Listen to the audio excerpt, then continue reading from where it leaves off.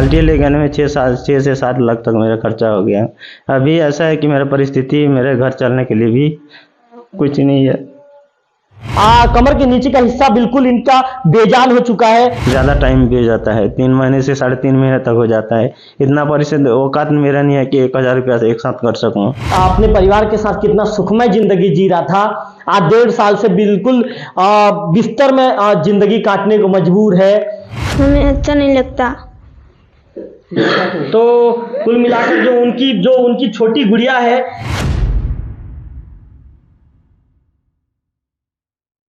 Vocal TV का ध्येय जनता की समस्याओं को सामने लाना है।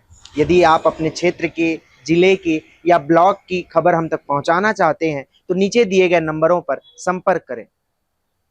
वोकल टीवी के लिए मैं रवि तिवारी। आज हम सरगीगुड़ा गांव में पहुंचे हैं। ये देवभोग ब्लॉक का सरगीगुड़ा गांव है और सरगीगुड़ा गांव में एक मैं घर में पहुंचा हूं और ये घर है जैनन ठाकुर का। आप साफ तौर पर देख सकते हैं कि जैनन ठाकुर जो बिस्तर में बैठे हुए हैं और बकायदा यूरिन के लिए पाइप लगाया गया है। कुल मिलाकर ये कहिए जैनन ठाकुर की जो 2 छोटे छोटे बच्चे हैं, ये उनकी बेटी है और ये उनका बच्चा है। इनकी बेटी 8वीं क्लास में है तो उनका बच्चा 5वीं क्लास में है। थोड़ी ही देर बाद हम आपको स्पष्ट कर देंगे कारण कि हम यहाँ पर क्यों पहुंचे हैं। ये उनकी माता है और ये जैनन ठाकुर की धर्मपत्नी है। कुल मिलाकर ये कहे कि आज जैनन ठाकुर लगभग 1.5 से 2 साल हो गए, लगभग 1.5 साल से ये बिस्तर पर है। ये सिर्फ बैठ पाते हैं, चलने की स्थिति में भी नहीं है। कुल मिलाकर ऐसे में बिल्कुल ये पत्नी के भरोसे जिंदगी जीने को मजबूर हो गए हैं। इनकी जो पत्नी है, कुल मिलाकर हम ये कहें कि इनकी पत्नी है, इनका आप सेवा करती है या इनको उठाकर जैसे बाहर ले जाना है तो इनकी पत्नी उठाकर ले जाती है। हमारे वोकल टीवी के कैमरे पर आप तमाम तरह के विजुअल देखेंगे कि इनकी पत्नी कितने मुश्किलों के बीच इनको उठाकर बाहर ले जाती है और बाहर से अंदर लाती है। जैनन ठाकुर जी हमारे साथ हैं, मौजूद हैं, उनके साथ बातचीत करेंगे। ठाकुर जी, अचानक ये घटना आपके साथ कैसी घटी, थोड़ा सा डिटेल में बताएंगे। मैं अपने बच्चे को जामुन खाने के लिए बोल रहा था। मैं अपने बच्चा को ले गया और जामुन खिलाने के बहाने ले गया खेती में और खेती में गिर गया। गिर जाने के बाद मैं उसको इलाज पानी करने के लिए मेरा पत्नी अपने खेती बेच के वो वाल्टियर ले गई। वाल्टियर ले जाने में 6 से 7 लाख तक मेरा खर्चा हो गया। अभी ऐसा है कि मेरा परिस्थिति मेरे घर चलने के लिए भी कुछ नहीं है। नहीं, मैं समझ सकता हूं, मैं आपका दर्द समझ सकता हूं ठाकुर जी। ठाकुर जी, आप रोना धोना मत कीजिए। हम कोशिश ये करेंगे कि जो प्रशासनिक अधिकारी हैं वहां तक आपकी आवाज को पहुंचाएं और हम आप कोशिश ये करेंगे जो भी मदद, प्रशासनिक मदद आप तक पहुंच सके उस मदद को हम आपको दिलवाने की कोशिश करेंगे। आप रोना धोना मत करें। ये बताइए, ये घटना कौन से साल में घटी थी आपके साथ? परसाल जुलाई में मेरी घटना घटी थी। परसाल जुलाई में, जो इस जुलाई में 1 साल हो गया। अभी तो 6 महीने फिर से 1.5 साल हो गया ना मेरे को।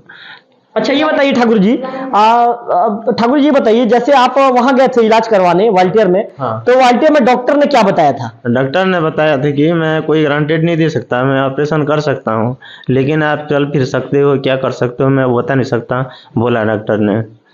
उस दौरान आप बता रहे हैं कि 6 से 7 लाख रुपए खर्च आया था। उस खर्च को आपने कैसे वहन किया था? कैसे, मेरे पास तो पैसा उतना ही नहीं था। मेरे कम से कम 1 एकड़ खेत था, पिताजी ने जो रखी थी उसके बेच के मैं कर्जा वर्जा करके उसको अभी आधा बहुत दे दिया हूँ।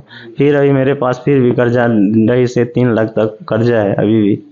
आप ये बताइए, जो प्रशासनिक मदद आपको मिलनी चाहिए, जो व्हीलचेयर मिलना चाहिए या जो विकलांग पेंशन मिलना चाहिए या जो राशन मिलना चाहिए, क्या आपको मिलता है क्या? हाँ, मेरे को ये नहीं मिल रहा है, अभी कुछ नहीं मिला। व्हील चेयर नहीं मिला है, ना राशन कार्ड नहीं मिला है। और जो अभी क्या बोलते हैं आपका वो विकलांग कार्ड बस बनाने के लिए कलेक्टर ऑफिस में मैं दिया था, वही बना है। कितना ज्यादा कुल मिलाकर परेशानी के बीच आप 1.5 साल से जिंदगी जी रहे हैं, थोड़ा सा बताइए। मेरे को क्या है, अभी देखो कम से कम मेरे भाई हर दिन जाती है, 12 बजे आती है, काम करने जाती है, फिर मेरे को नहला धुला के टट्टी वट्टी बैठा के जाती है, फिर शाम को आती है। इतना परेशानी से गुजर रहे हैं कि पूछो मत। नहीं, आप कैसे जिंदगी जीते हैं? 1.5 साल में आप बिस्तर में, सिर्फ बिस्तर में पड़े हुए हैं। आप बैठ तो पाते हैं लेकिन ये बताइए, आप चल फिर नहीं पाते, तो कितनी परेशानियों के बीच आप जिंदगी जी रहे हैं? अरे बाप, मेरी जिंदगी की बात छोड़ो सर, कैसे करें, भगवान कैसे करके जीवन। मैं तो ऐसे ही सोचता हूँ भगवान मेरे को कैसा ऐसा रख दिया, भले मैं मर क्यों नहीं जाता। भाई बोलती है मैं तो सेवा कर रही हूँ, तुम कैसा बोलते हो, बोलती है। ठाकुर जी समझ सकता हूं, मैं आपका दुख समझ सकता हूं कि आप जिस तरह से आपके आंखों में आंसू दिख रहे हैं, मैं आपका दुख समझ सकता हूं। ये बताइए, आप खुद बैठ जाते हैं कि आपको कोई बिठाने के लिए आपको हेल्प करता है या आपको कोई सहारा देता है? अपना भाई सहारा देता है बैठने के लिए, घटिया में भी बैठने के लिए सहारा देता। पहले तो बैठ नहीं सकती था, अभी खुद उठ के भी ऐसा जैसा बैठा हूँ ऐसा ही बैठ सकता हूँ। और उसके वजह ऐसे पैर लेके वहीं पे बैठ नहीं सकता, भाई बैठाती है ला के। वाइल्ड में डॉक्टर ने क्या फिजियो वगैरह करवाने के लिए भी कहा था क्या? हाँ, फिजियोथेरेपी करने के लिए बोला था। भाई थोड़ी थोड़ी जो उसके थोड़ा थोड़ा करता है सुबह और शाम को। तो आप वापस आने के बाद कहीं और चेकअप करवाए कि नहीं करवाए? कहीं नहीं गए ना, कहीं तो नहीं गया ना। देखो वाल्टियर तो मैं 7 बार गया था, फिर कैसा कैसा बोल के पूछ के फिर तो नहीं गया ना, किधर भी नहीं गया हूँ। और कहीं से भी तो इतना पैसा वैसा भी तो कुछ है नहीं, कहाँ से मैं इलाज कर सकूंगा। इसी वजह से मैं चुपचाप हो गया हूँ, घर में बैठा हूँ। तो परेशानी बहुत होती होगी आपको? बहुत परेशानी, पूछो मैं जैसा परेशानी झेल रहा हूँ भगवान जाने मेरे परेशानी को। 4 दीवार में जेल के खाने जैसे मैं घर में बैठा हूँ।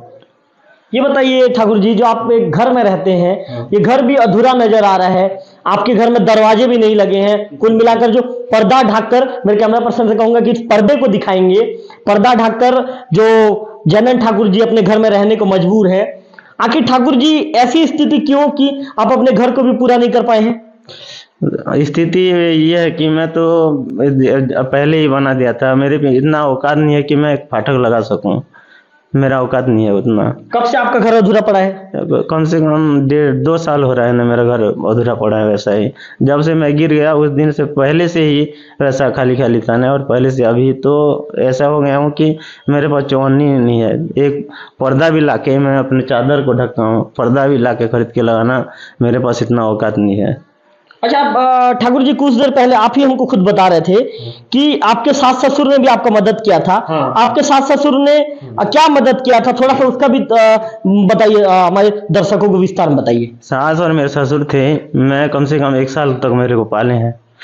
और मेरे सास को तबीयत खराब हो जाने पर तबीयत खराब हो गया, रायपुर भी ले गए थे, भवानीपटना ले गए थे, बोरला भी ले गए थे, लेकिन अपना सास को एम्स हॉस्पिटल में भर्ती किए थे, लेकिन सास बच नहीं सकी, खत्म हो गई वो।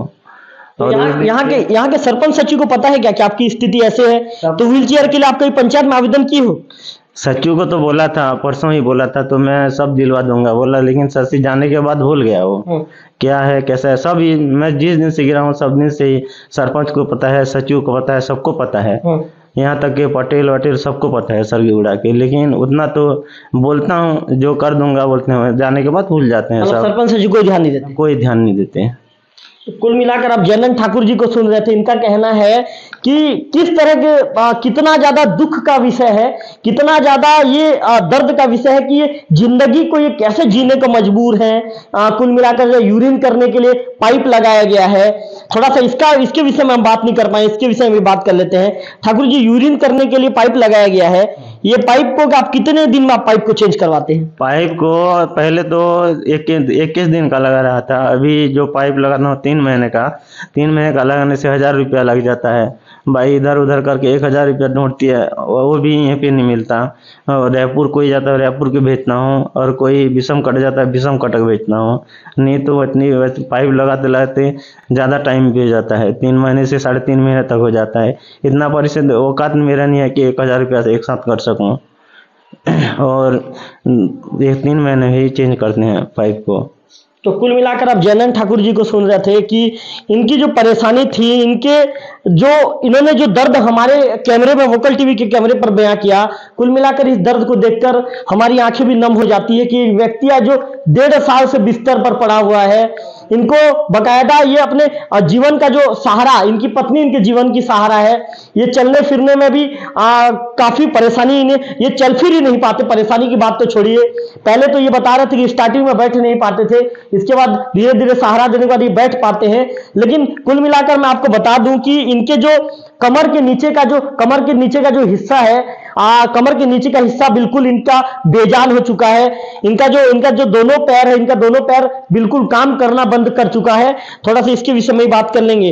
अच्छा ये बताइए जैनन जी, जो आपके कमर के नीचे का हिस्सा है, जैसे आप चलने की कोशिश करते हैं तो कुछ ताकत मिलता है क्या उसमें? कोई ताकत नहीं मिलता। चलने की भी कोशिश करता हूँ, बाई तो खड़ा करती है कभी कभी, वो भी नहीं हो सकता, तो खड़ा भी नहीं हो पाता हूँ।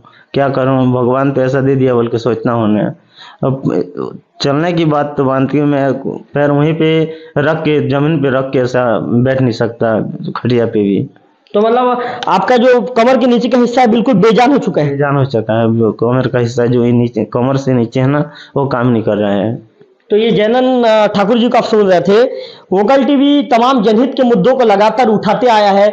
जब इसकी जो जानकारी है हमें दानवंत ठाकुर के माध्यम से, बाकायदा इनकी रिश्तेदार है दानवंत ठाकुर, इनके माध्यम से जब हमको जानकारी मिली तो हमने उन्हें कहा कि बिल्कुल हम मौके पर जाना चाहते हैं, और ये जो रिपोर्टिंग है, जो इनकी आवाज है, इनकी आवाज को प्रशासन तक पहुंचाना चाहते हैं। हम भी चाहते हैं कि इनकी आवाज जब प्रशासन तक पहुंचे तो जो भी प्रशासनिक मदद है इन तक पहुंच पाए। इनके बच्चे भी हमारे साथ मौजूद हैं, इनके साथ बातचीत करेंगे।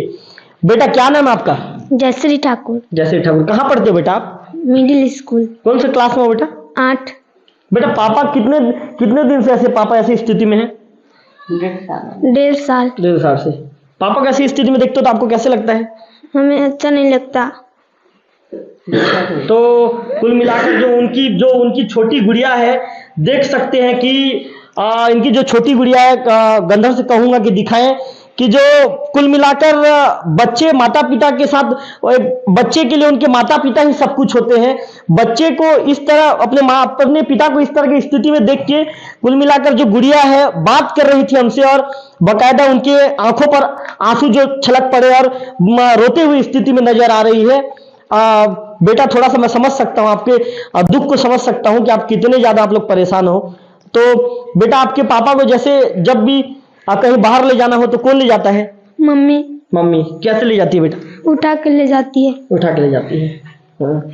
तो बेटा आप लोग के लिए जो चावल दाल है या जो सब्जी है उसका व्यवस्था कौन करता है? मम्मी करती है ना। कहाँ जाती है आपकी मम्मी? खेती बाड़ी जाती कर। मतलब लोगों की मजदूरी करने जाती है? जी, लोगों की मजदूरी करने जाती है। लोगों की मजदूरी करने जाती है। तो कुल मिलाकर आप समझ सकते हैं कि कितना दुखद वाक्य है और कितना ये दुखद पल है कि जब एक बच्ची से जब हम बात कर रहे हैं। बेटा आपका उम्र कितने साल है? 11 साल। 11 साल की बच्ची है। 11 साल की बच्ची से हम बात कर रहे हैं। तो कुल मिलाकर ये कहें कि बच्ची कितना ज्यादा ये जो दुखद पल है, उनके आंखों से आंसू छलक रहे हैं, और वो कह रही हैं कि हमारे पापा 1.5 साल से ऐसी स्थिति में पड़े हैं, और मम्मी किसी के यहाँ रोजी मजदूरी करने जाती है। रोजी मजदूरी करके जब मम्मी लौटती है तो हमारे लिए सब्जी की व्यवस्था हो पाती है, तब जाके कहीं ना कहीं हम भोजन ग्रहण करते हैं। हमारे साथ उनके बच्चे भी मौजूद हैं, उनके बेटे हैं। बेटा क्या नाम है आपका? दुर्गेश। दुर्गेश। कहाँ पढ़ते हो बेटा? दल्लीपारा। कितना पढ़ते हो बेटा? 5। आपके पापा ऐसे बिस्तर में ही रहते हैं? जी। कितने साल से आपके पापा को बिस्तर में देख रहे हो आप? 1.5 साल। 1.5 साल हो गया। जी। कैसे गिर गया था बेटा आपके पापा? हमको जामुन खिलाने गए थे। आपको जामुन खिलाने गए थे? जी। कहाँ पे जामुन खिलाने ले गए थे बेटा? उधर। आपके गांव में ही? जी। उसके बाद वहीं से ऊपर गिर गया, ऊपर से गिर गए? जी, पेड़ के ऊपर से। पेड़ के ऊपर से? जी। आपके पापा को आप ऐसे देखते हो बिस्तर में तो आपको कैसे लगता है? अच्छा नहीं लगता। बहुत दुख होता है। जी। तो ये दुर्गेश को आप सुन रहे थे, इनके बेटे हैं, 5वीं क्लास में ये पढ़ते हैं। इनका कहना है कि पापा को जब ऐसी स्थिति में देखते हैं तो अच्छा नहीं लगता, इनका कहना है। इनकी जो माता है, बेटा आप थोड़ा सा उधर चलिए बेटा, इनकी जो माता है इनके साथ भी बातचीत कर लेंगे। आप हिंदी जानते हो क्या? तुम्हें उड़िया जान सो? हाँ। क्या ना है तुम्हार? रत्नावती। रत्नावती। तुम्हार कितना पिला टुकिल? 2टा पिला। 2टा पिला। जन तमर जनन ठाकुर जी है, माने बड़े किसान है। ई बड़ पिला है।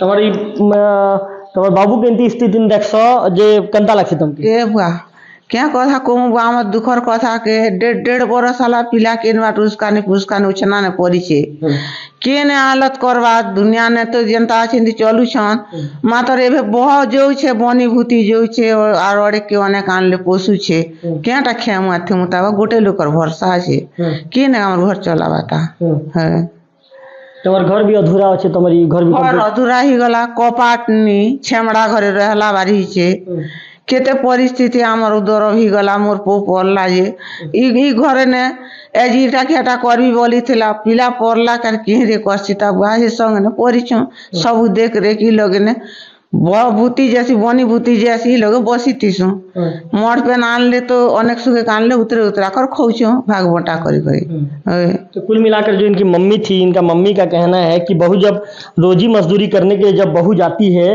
तो जब ये वापस लौटती हैं तो उसके बाद फिर घर में जो कुल मिलाकर जो ये कह सकते हैं कि सब्जी आता है और भोजन की व्यवस्था हो पाती है।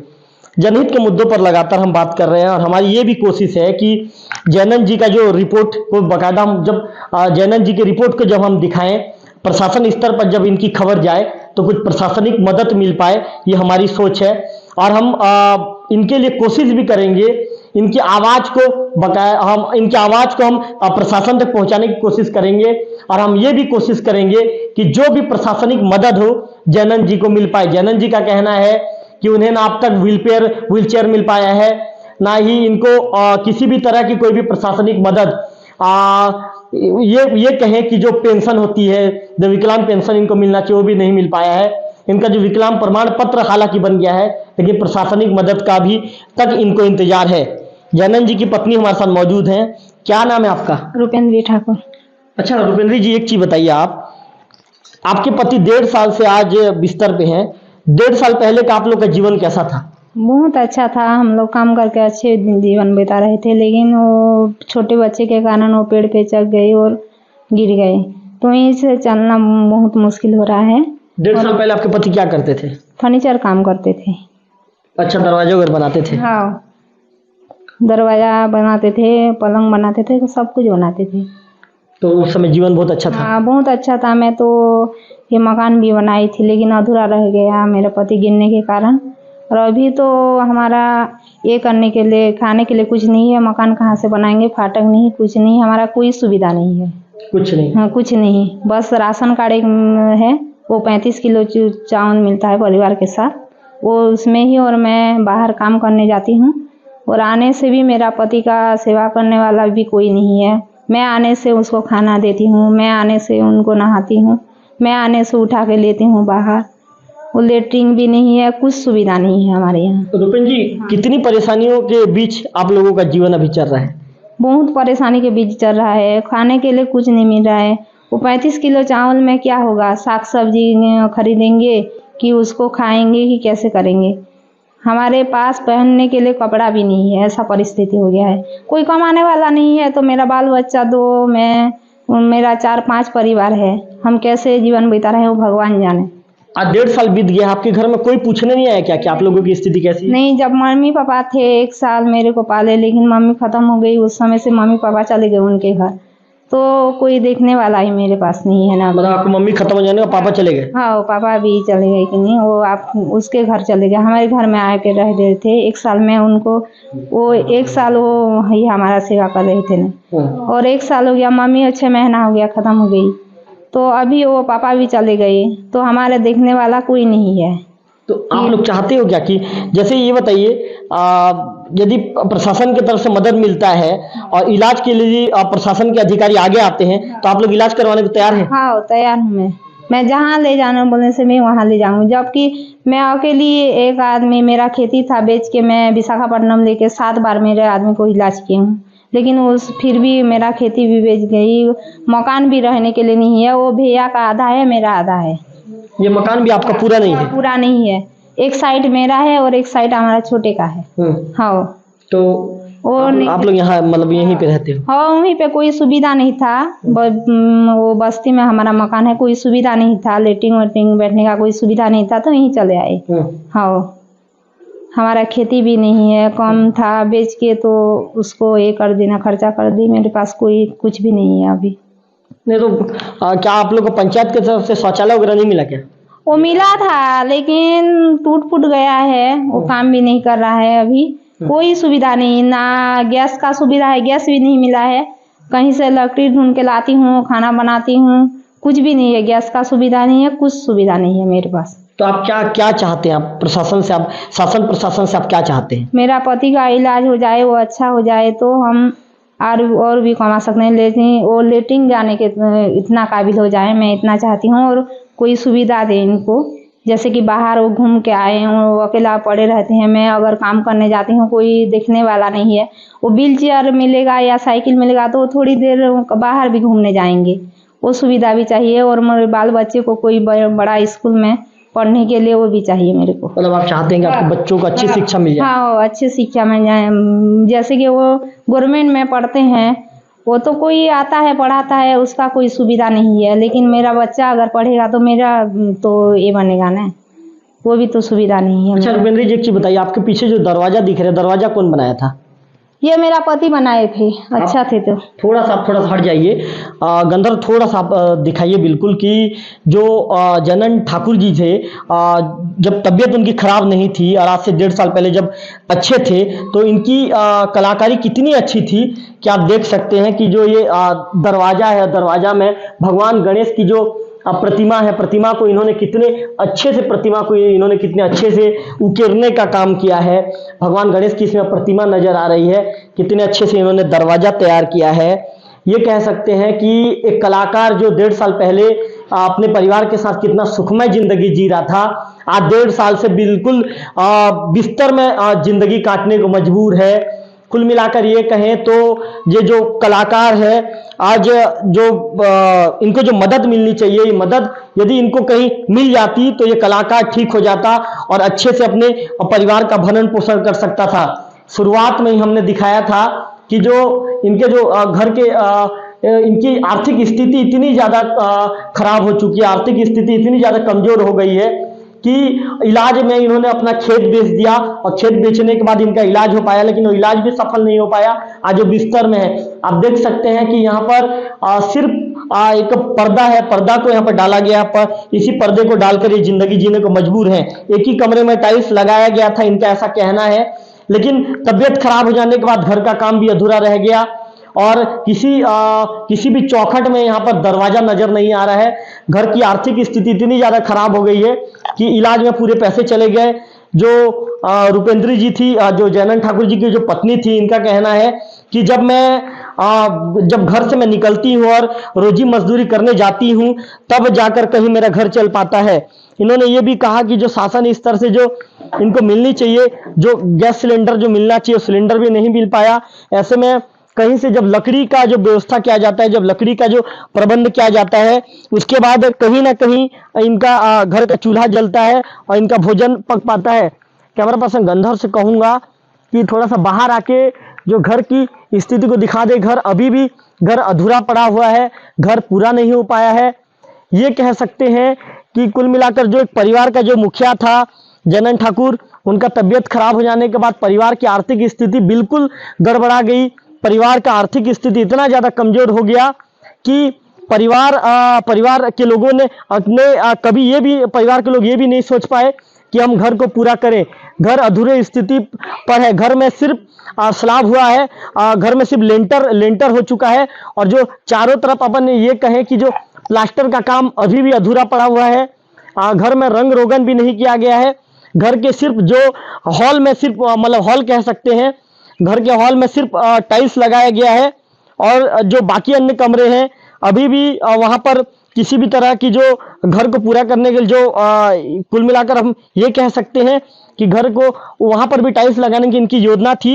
लेकिन परिवार के जब मुखिया की जब तबीयत बिगड़ गई तो फिर इनकी पूरी उम्मीद नाउम्मीद में तब्दील हो गई और ये बस सिर्फ परिवार के लोग ये सोचने लगे कि हमारे मुखिया का, हमारे परिवार के, इनकी माँ ये सोचने लगी, इनकी पत्नी ये सोचने लगी कि मेरे पति जैनन का जो तबीयत ठीक हो जाए। परिवार के पास इनके पिता का, जो जैनन के जो पिता थे, इनका 1 एकड़ का जमीन था। उस दौरान जब आज से 1.5 साल पहले इनकी तबीयत बिगड़ी तो 1 एकड़ का जो जमीन था, 1 एकड़ की जमीन को भी इन्होंने बेच दिया और जमीन बेचकर ये वाल्टियर निकल गए। वाल्टियर में भी इलाज करवाया। इनकी पत्नी का ये भी दावा है कि वाल्टियर 6 से 7 बार गए, लेकिन वहां पर भी स्थिति नहीं सुधरी। डॉक्टर ने तो जैनन को साफ ये भी कह दिया कि आपका तो मैं ऑपरेशन करूंगा, लेकिन आप चल फिर पाएंगे इसके विषय में मैं कोई गारंटी नहीं दे सकता। कुल मिलाकर आज जैनन के परिवार के बीच हम पहुंचे थे। जैनन की जो बेटी थी उनसे हमने बातचीत करने की कोशिश की। उनकी 8 साल उनकी जो बेटी है जो 8वीं पढ़ रही है, कैमरे के आगे बोलते बोलते वो भी कहीं ना कहीं दुखी हो गई और रो पड़ी। जो जैनन ठाकुर जी थे वो भी हमारे साथ बात करते करते रो पड़े। ऐसे में हम ये चाहते हैं कि हमारी ये खबर देखने के बाद प्रशासन में बैठे जो जिम्मेदार अधिकारी हैं तत्काल इसको संज्ञान में लें और जो शुरुआती तौर पर जो मदद इनको जो प्रशासनिक मदद दी जा सके उस प्रशासनिक मदद को दिलवाएं, ताकि ऐसे लोगों का भरोसा प्रशासन के जिम्मेदार अधिकारियों को बना रहे और इन्हें कुछ राहत मिल पाए। कैमरा पर्सन गंधर्व बेसरा के साथ रविकांत तिवारी, वोकल टीवी, सरगीगुड़ा।